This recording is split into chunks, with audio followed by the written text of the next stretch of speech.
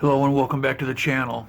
Ever since I owned the car, it seemed that the driver's side was lower in stance as opposed to the passenger side, and I always wondered what was causing that. And I think I found it out when I took the rear end out. I'll show you what I mean. Here we are at the axle. And I know it's hard to tell in the video, but if you stand here and look down it,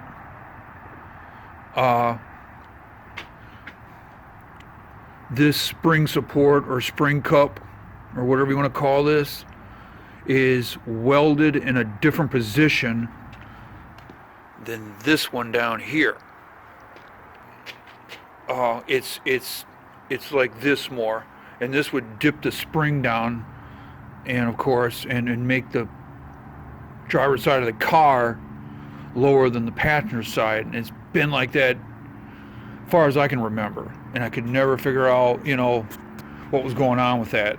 I'd look underneath the car and couldn't see nothing all bent up or nothing, so I just didn't know until I took this out and looked at it a lot closer. And so my temporary solution to that was to go out and purchase some spring spacers, which are janky and kind of dangerous. So those are coming out, and I am going to weld in some braces. This is the factory setup. This stamped piece of metal that they weld on the axle, and this is supposed to support the car. And man, I don't know how it ever got done, but I guess that's the way they did it. So I got some steel here. I'm gonna back this up and weld this on here so so actually too, not only is it welded on in a slightly different position, I actually found that these two supports here actually bowed out a little bit, so I bumped them back into shape with my hammer. But still, I want to back these up with a little steel here just to keep that from happening again. And not only that, I'm gonna once this all comes together and goes in the car and I can see how it's sitting and all that, hopefully it'll be more level, right? Based on that, I'm gonna fabricate a spacer or spacers that'll slip on here, and so that'll of course take up some space for this cup that holds the spring on, right?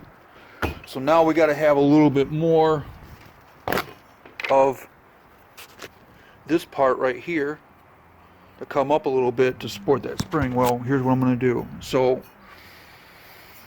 I got me some exhaust pipe right here that I'm using on another project, probably the pickup truck exhaust, and this is just like a 1/16 of an inch or an 1/8 of an inch in diameter too much, but that's not a big problem.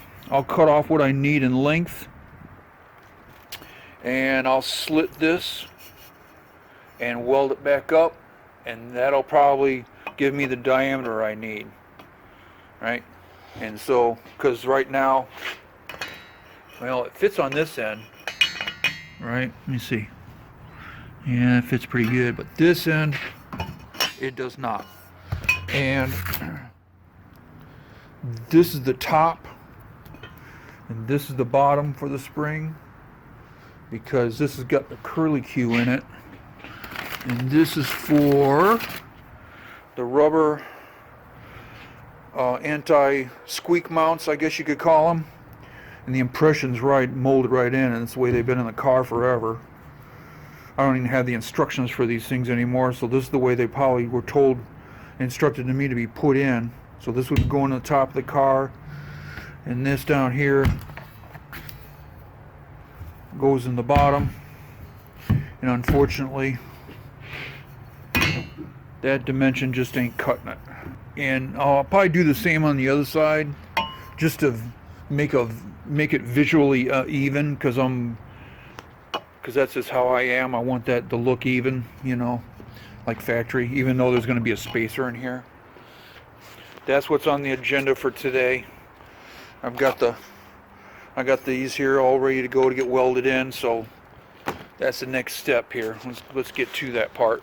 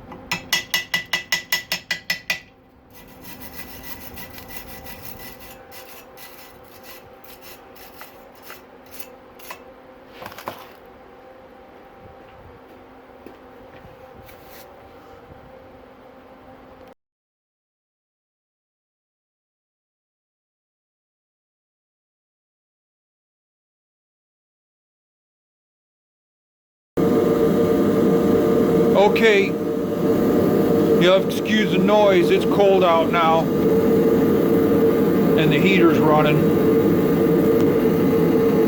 I got the backup plates welded on, and I painted the axle. Moving on, now I want to get new bearings and seals put on the axle. So I'm in the process of taking the old stuff off so I can get the new stuff pressed on. I'm going to try and drill this out and chisel it off, and then maybe do both on this, and try and use a cutoff wheel too. Be careful not to damage this bearing, this surface right here for the seal. So I'm going to get to that, and we'll see how this turns out.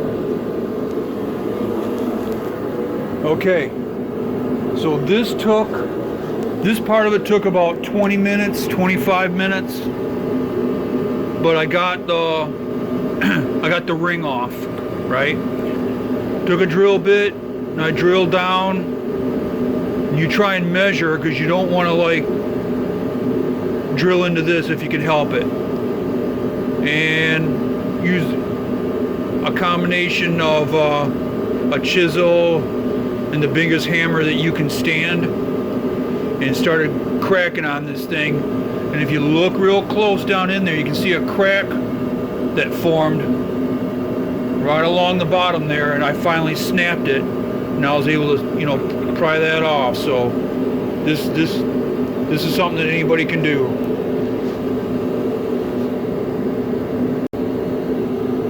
So far, anyway. Keep my fingers crossed. Okay, so I have most of the bearing off. I took an air cutoff wheel and carefully cut. Now this one's like an older one, of course, but it's had 2 large backing rings. So I cut through those came off. And then this is the outer race. I just turned it 180 degrees, cut that, and carefully cut through this because it's like real thin, bent that out of there. So you're left with the inner race that's still on the axle, and I didn't want to cut any more there because these are the finely machined surfaces that this thing has to set on, and you don't want to damage that stuff. So I am going to drill a series of small indent holes and then chisel this off too, hopefully. So that last part only took like 5 minutes. So we'll see how long this part takes. Okay, so before I went any farther, I wanted to get in here and show you how I was making this happen. So this is from the previous shot, right? This is the bearing surface that's on the axle, and this is obviously heat treated material, and I couldn't drill into it to save my life. So I thought, if I can heat this up a little bit, maybe I can get this to expand versus the colder axle if I move fast enough. And I did. I got it going. So, and then I started chiseling here on the inside of this surface because getting back here was kind of tough, and I didn't want to wreck this part back here, right? Because this is where the seal goes, right here, right? So here, I'm going to show you what I'm doing. Right in here, put the chisel right there, right?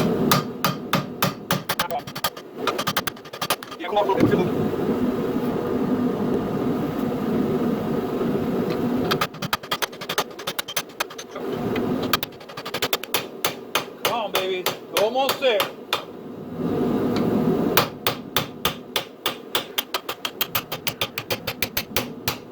There we go.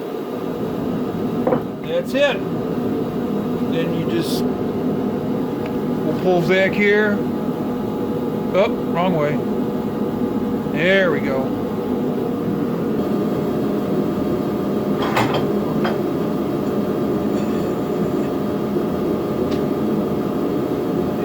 Slide off the old seal. Get the backing plate.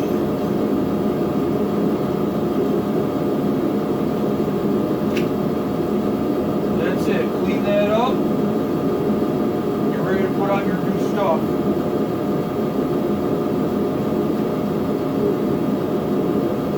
I got one more axle to do too.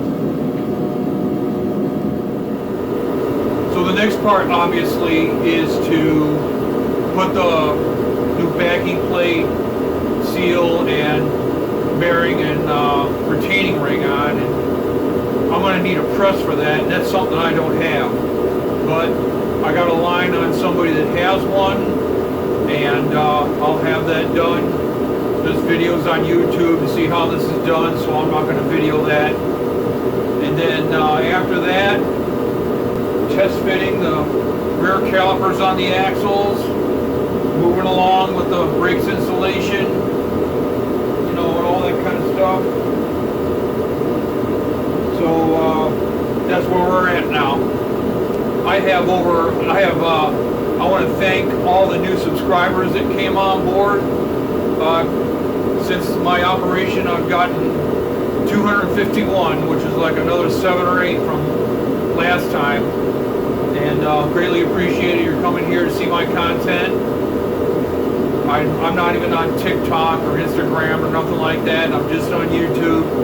And if you guys like, subscribe, and share, that'd be greatly appreciated too. Maybe get a little bit more viewership going here. See where this goes. So that's it for now. And once again, thank you. It's winter time now, so everybody drive safe and make it to the next installment of Tomahawk Fab Works. Thank you.